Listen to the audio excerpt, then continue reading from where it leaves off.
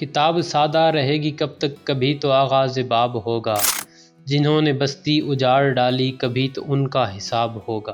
سحر کی خوشیاں منانے والوں سحر کے تیور بتا رہے ہیں، سحر کی خوشیاں منانے والوں سحر کے تیور بتا رہے ہیں، ابھی تو اتنی گھٹن بڑھے گی کہ سانس لینا عذاب ہوگا۔ سکون صحرا میں بسنے والوں ذرا رتوں کا مزاج سمجھو، جو آج کا دن سکون سے گزرا تو کل کا موسم خراب ہوگا۔ کتاب سادہ رہے گی کب تک، کبھی تو آغاز باب ہوگا۔ اپنا گھر جلا تو سب کچھ یاد آ گیا، غزہ کے لیے سب کو مار دو کہنے والے امریکی اداکار جیمز ووڈ لاس اینجلس کی آگ میں اپنے گھر جلتا دیکھ کر رو پڑا۔ پوری دنیا نے CNN پر جیمز ووڈ کو روتے دیکھا۔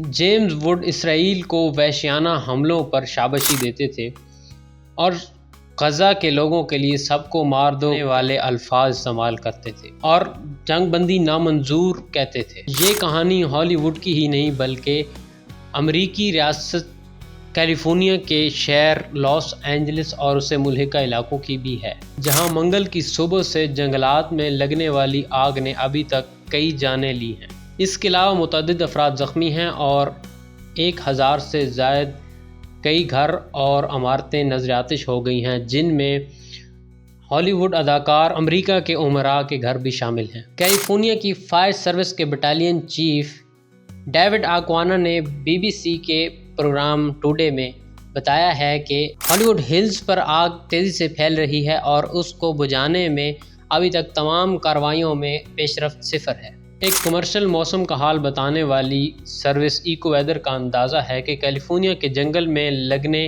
والی آگ کے باعث 52 سے 57 ہزار ارب ڈالر کا نقصان ہو چکا ہے۔ انہوں نے اس حوالے سے خبردار کیا ہے کہ اس میں مزید نقصان میں اضافہ بھی ہو سکتا ہے۔ دوسری طرف ایران کے سابق وزیر خارجہ اور موجودہ وقت میں ایرانی صدر کے معاون محمد جواد ظریف نے اپنے ٹویٹر اکاؤنٹ سے لکھا ہے کہ کیلیفورنیا کے باشندوں کے لیے ہمدردی، جو کہ قدرت کے قہر میں اپنا سب کچھ کھو چکے ہیں، ایک انسانی جذبہ ہے، خاص طور پر اس لیے بھی کہ وہاں کے بہت سے لوگوں نے غزہ کے لوگوں کے لیے حمایت کی اور اس وقت جب اسرائیل کی بربریت سے غزہ کے لوگ اپنا سب کچھ کھو چکے ہیں۔